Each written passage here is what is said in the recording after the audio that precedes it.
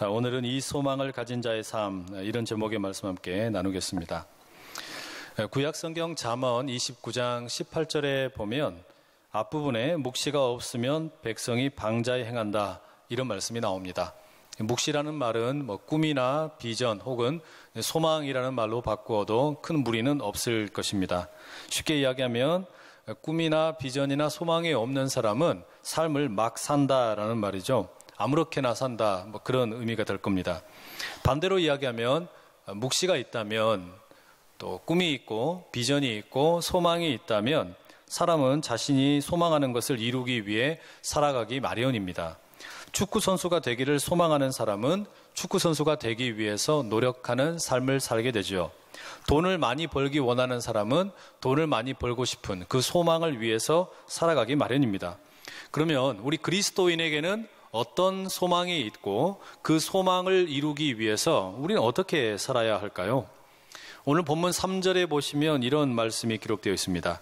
주를 향하여 이 소망을 가진 자마다 그의 깨끗하심과 같이 자기를 깨끗하게 하느니라.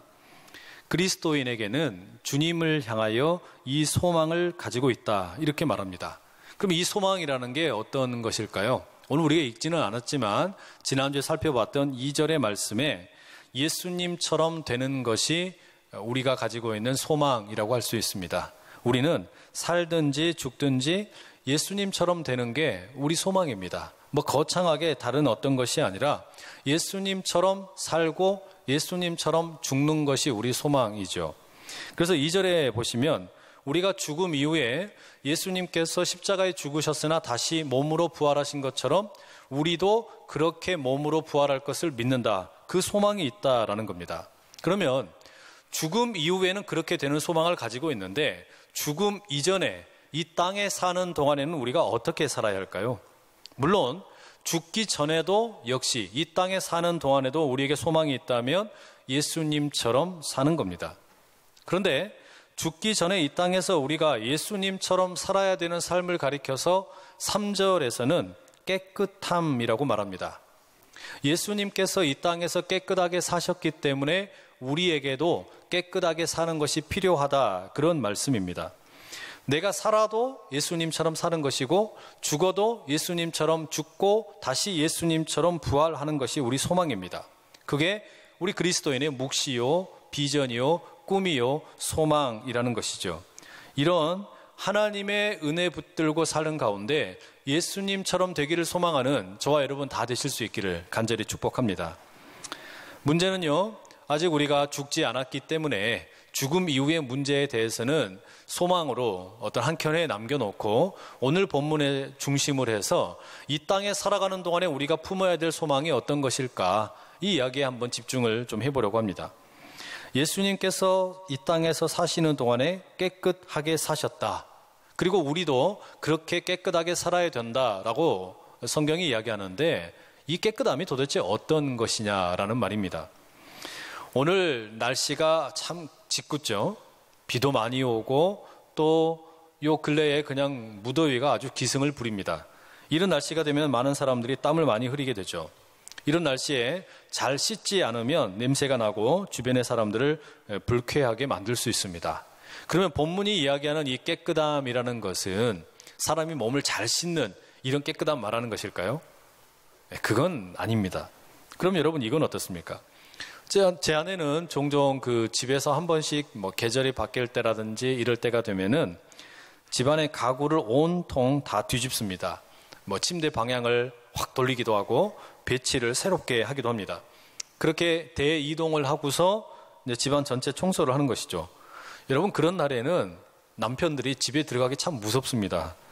아내가 퉁퉁 부은 손과 이 다리를 막 보여준다는 말이에요. 저는 이해가 잘 되지 않습니다. 다른 남편분들은 어쩌신지 모르겠는데 저는 그래요.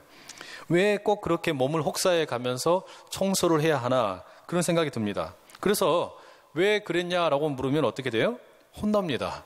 도와주지도 않으면서 잔소리하고 있다고. 그러면 안 되죠. 그래서 이렇게 그러면 집안을 청소하는 것, 깨끗이 하는 것, 이게 본문이 이야기하는 그런 어떤 깨끗함입니까? 그것도 아닙니다. 오늘 3절 본문이 말하는 깨끗함은 헬라어로는 하그니조라는 말인데요. 이게 거룩을 의미하는 단어와 어근이 같습니다. 그래서 이 단어에는 크게 보면 두 가지 의미가 있습니다. 하나는 신앙적인 차원에서의 깨끗함입니다. 기도나 금식이나 제사나 예배를 통해서 하나님 앞에 나를 드리는, 그래서 제의적으로 깨끗하게 되는 것을 의미합니다. 예를 들면 구약성경 민수기 6장에 가시면 나시린이라는 사람들이 나오죠. 그들은 일정 기간 혹은 자신의 전생애를 하나님께 드리기로 서원을 한 사람들입니다. 그렇게 하나님께 서원을 하게 되면 그때부터 포도주나 또 시체나 혹은 이제 머리카락을 자르면 안 됩니다. 그게 어떤 신앙적인 차원에서의 깨끗함이라고 말할 수 있습니다. 또 하나는 이 깨끗함이 도덕적인 차원에서의 착하게 사는 것을 의미하기도 합니다. 나쁜 짓 하지 않고 바르게 사는 윤리적인 깨끗함이라는 것이죠. 물론 여러분, 이런 어떤 신앙적인 깨끗함 그리고 윤리적인 깨끗함이라는 것이 구분은 되지만 사실상 하나라고 할 수 있습니다. 마치 하나님께서 사람들을 향해 십계명을 주시고 앞에 있는 전반부의 계명은 하나님의 사랑에 대한 내용이고 뒷부분의 내용은 이웃을 사랑하는 내용인 것과 같지요.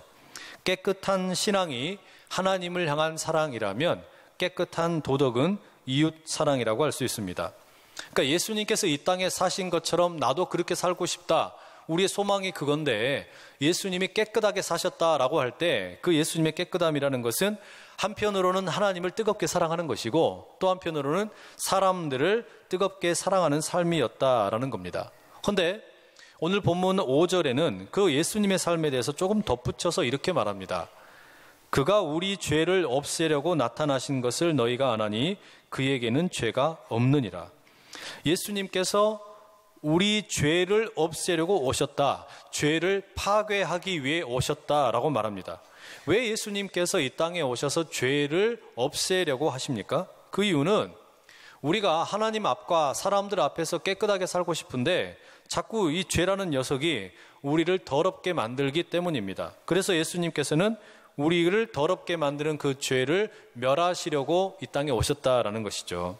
그러니 깨끗함에 대해서 우리가 정리를 하자면 이렇게 정리할 수 있을 것 같습니다. 깨끗함이라는 것은 예수님처럼 하나님과 이웃을 참으로 사랑하며 살기 위해서 죄를 멀리하는 것이라고 말할 수 있겠습니다. 예수님처럼 깨끗하게 산다라는 것은 하나님과 이웃을 내가 사랑하며 사는 것인데 그러기 위해서 죄를 멀리한다라는 거죠. 그럼 여러분, 예수님께서 깨끗하게 사셨기 때문에 우리도 깨끗하게 살아야 한다. 잘 알 수 있는데 왜 우리가 깨끗하게 살아야 하는가? 또 다른 차원에서 좀 생각을 해보려고 합니다. 이 죄와의 관계에서 그 이유를 조금 더 생각해 볼 필요가 있겠습니다. 4절 말씀에 이런 내용이 나오죠. 죄를 짓는 자마다 불법을 행하나니 죄는 불법이니라. 이 구절에서는 죄를 가리켜 불법이라고 말합니다. 이 불법, 이 참 어려운 말인데요. 헬라 말로는 아노미아라는 단어입니다. 이 단어의 본래의 의미는 법이 없다라는 말입니다. 그러니까 우리말로 번역을 할 때 이 아노미아라는 말을 불법, 법이 아니다라는 뜻보다는 법이 없다라는 의미에서 무법이라고 말하는 것이 이해하는데 편하겠습니다. 그러니까 죄라는 것은 일종의 상태입니다. 어떤 상태냐? 법이 없는 무법의 상태라는 것이죠. 여러분, 이걸 한자로 우리가 이해를 하면 조금 더 이해가 편하지 않을까 생각이 되는데요. 법이라는 한자의 구성을 한번 보십시오. 물수에다가 갈, 거가 합쳐진 게 법이라는 글자이죠. 그러면 법이라는 것은 본래 물이 높은 곳에서 낮은 곳으로 흘러가는 이 자연스러운 상태를 말합니다. 그러니까 물은 자연스럽게 위에서 아래로 흘러가는데 그 상태를 유지시켜 주는 게 법이라는 것이죠. 물이 어디로 흘러가야 할지를 알고 있는 게 법입니다. 그럼 거꾸로 이야기하면 법이 없다. 무법의 상태, 그 죄의 상태라는 것은 뭡니까? 물이 지금 어디로 흘러가야 될지를 모르는 겁니다. 당연히 자연스러운 경우라면 위에서 아래로 흘러가는 것이 맞는데 이런 자연스러움이 깨져버리고 무너진 것이 무법이라는 것이죠. 그런데 여러분, 우리가 주목해야 될 것이 하나 있는데 우리 몸을 한번 보십시오. 우리 몸을 가만히 보시면 사람마다 개인차가 있기는 하지만 적어도 50% 이상의 우리는 물로 이루어져 있습니다. 수분으로 되어 있죠. 심지어 두뇌, 심장, 폐, 신장 이런 우리 몸에 있는 장기들 같은 경우에는 70%에서 80%가 물로 이루어져 있다고 알려져 있습니다. 또 우리가 살고 있는 이 지구라는 이 행성은 어떻습니까? 이 지구는 육지를 덮고 있는 바다의 비중이 어마어마하게 큽니다. 이게 여러분 뭘 말하는 거겠습니까? 사람이 무법의 상태에 있게 되면, 사람이 죄에 노출이 되어 있으면 물이 막대한 비중을 차지하고 있는 자기 자신, 그리고 우리가 거하고 있는 이 지구가 어디로 가야 할지 모른다라는 의미를 갖고 있습니다. 결국 죄의 본질이라는 게 뭐냐? 물로 이루어져 있는 우리 한 사람 한 사람이 어디로 갈지 길을 잃어버린 상태라는 것이죠. 그 사람 때문에 우리가 살고 있는 이 지구도 자연 환경도 어디로 가야 할지 모르는 겁니다. 이게 죄의 본질이에요. 그런 이유 때문인지 모르지만 창세기에서는 이런 죄의 모습이 가득한 세상을 혼돈과 공허라고 말합니다. 무질서와 한편으로는 허무함이 있다라는 겁니다.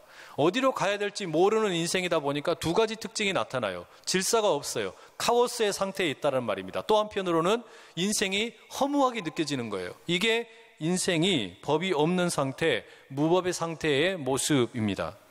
그런 이유 때문인지 모르지만 수많은 사람들이 삶에 대하여 방황과 허무함에 대한 이야기 참 많이 노래했습니다. 그렇죠?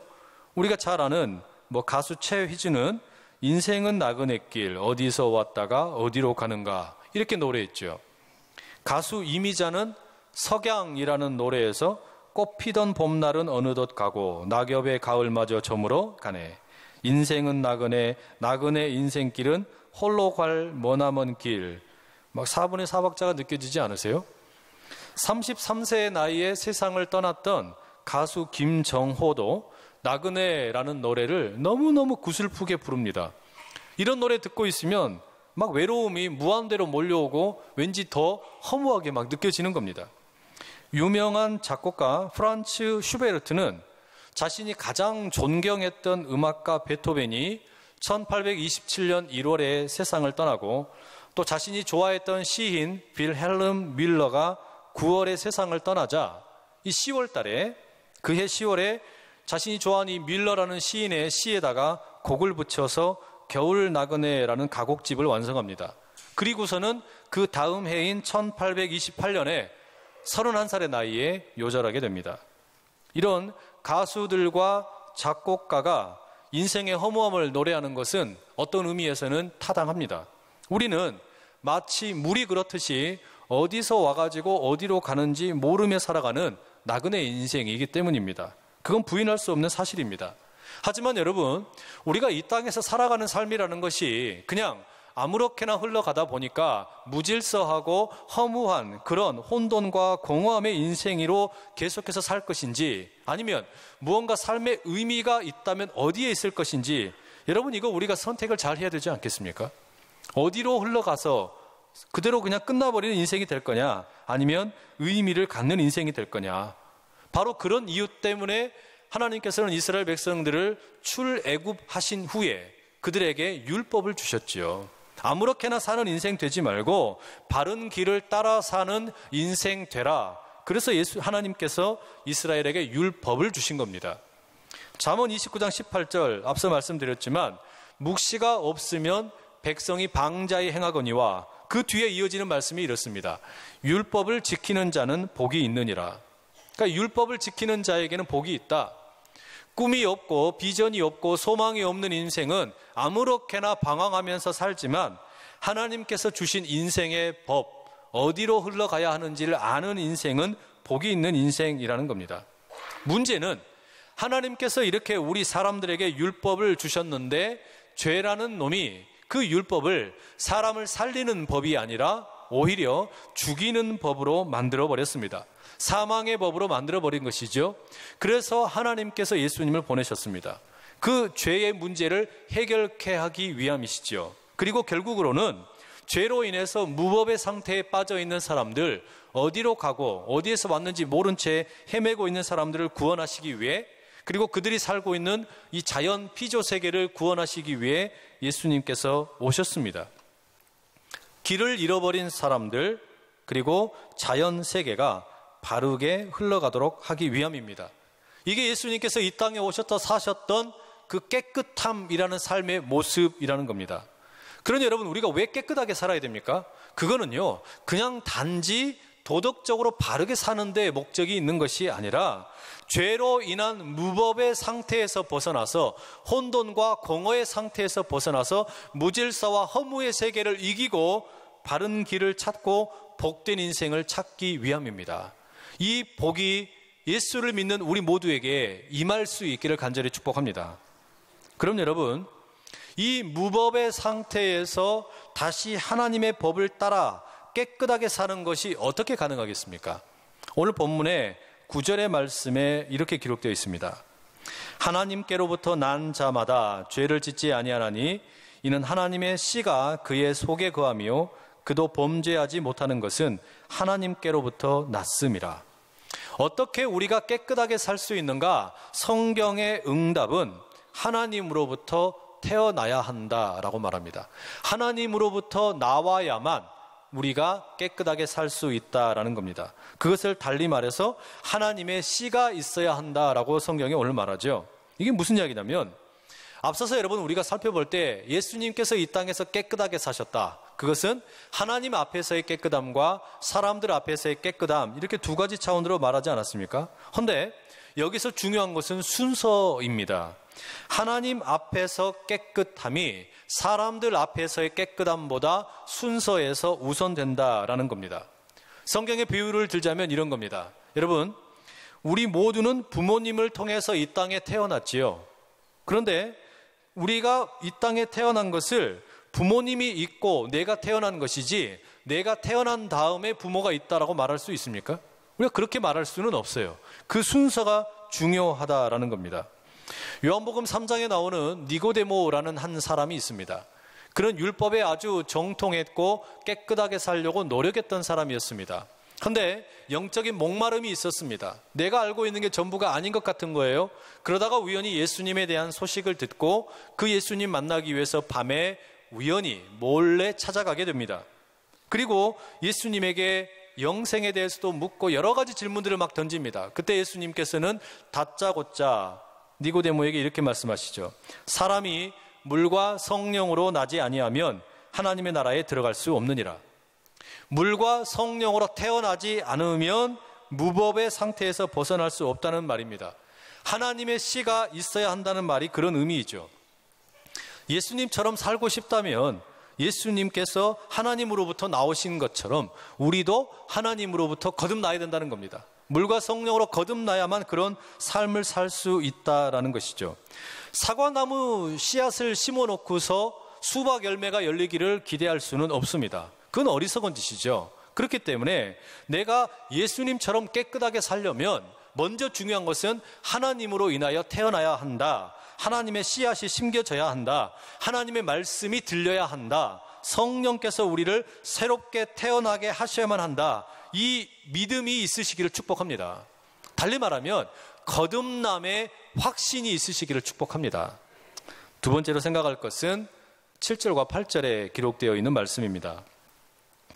자녀들아, 아무도 너희를 미혹하지 못하게 하라. 의를 행하는 자는 그의 의로우심과 같이 의롭고 죄를 짓는 자는 마귀에게 속하나니 마귀는 처음부터 범죄함이라. 하나님의 아들이 나타나신 것은 마귀의 일을 멸하려 하심이라.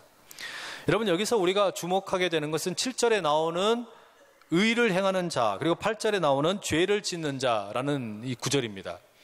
죄라는 말을 빼버리고 의라는 말을 빼버리면 이 두 구절에는 공통적으로 무엇인가를 행한다 혹은 만든다라는 의미의 포이에오라는 단어가 사용이 되고 있는데, 이 단어의 쓰임새가 상당히 중요합니다.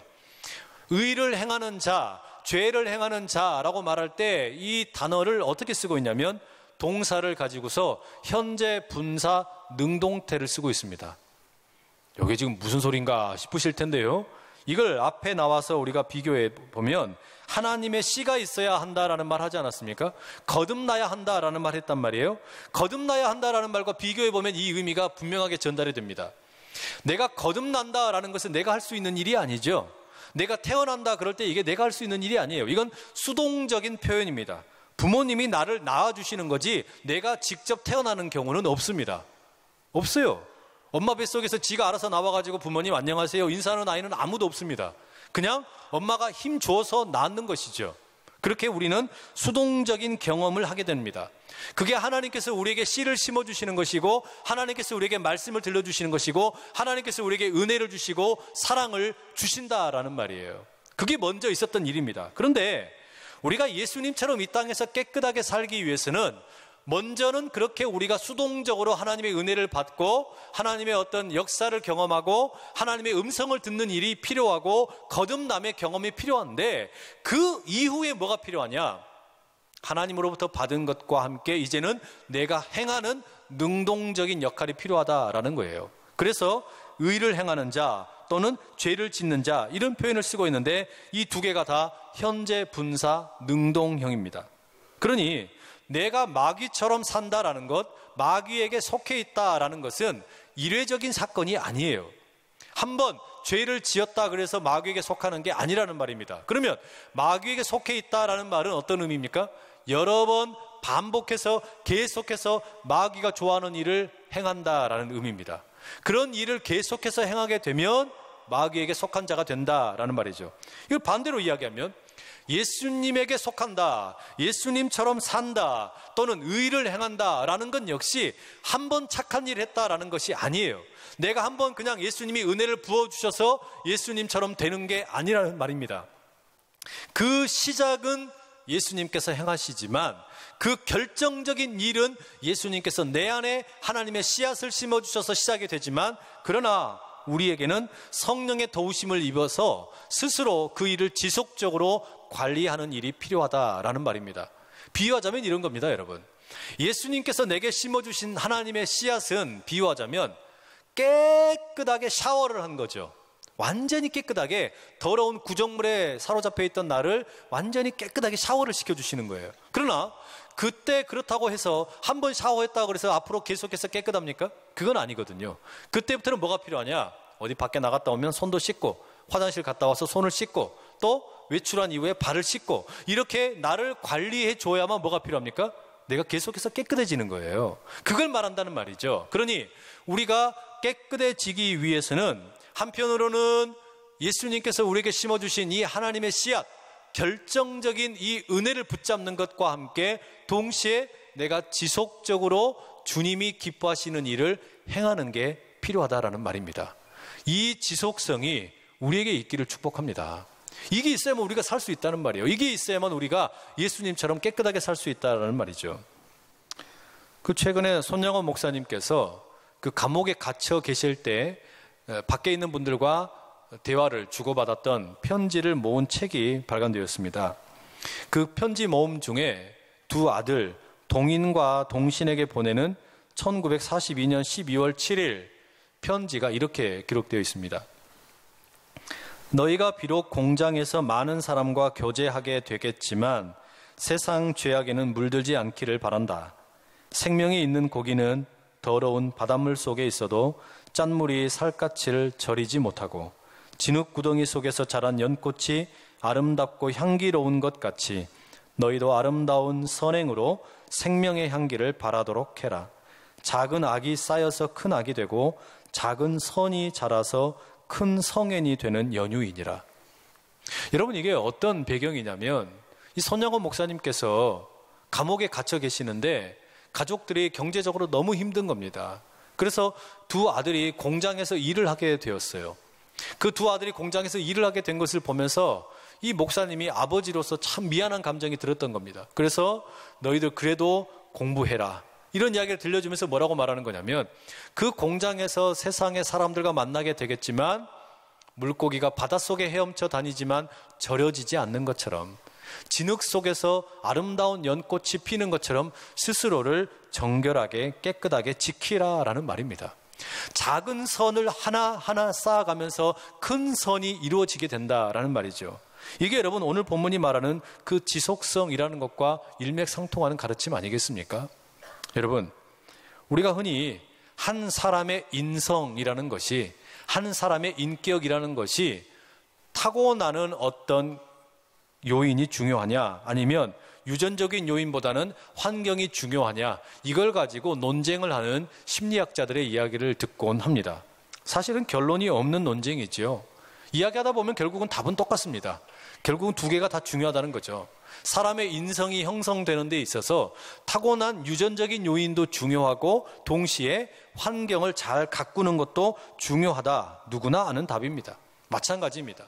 여러분, 우리의 소원이 예수님처럼 사는 것이라면, 우리가 예수님처럼 이 땅에서 하나님 앞에서 사람들 앞에서 깨끗하게 사는 것이라면, 우리에게 하나님의 씨앗이 심겨짐으로 인하여 근본적으로 다시 거듭나는 하나님의 은혜도 필요하고, 동시에 무엇도 필요합니까? 내 환경을 스스로 깨끗하게 가꾸는 이 노력도 필요하다라는 말이죠. 그러니 여러분, 하나님의 은혜가 내 안에 있다는 이 거듭남의 확신과 동시에 오늘 하루하루를 작은 선을 쌓아가기 위하여 성령의 도우심을 힘입어 용기 내어 살아가실 수 있는 저와 여러분 모두 될 수 있기를 간절히 축복합니다.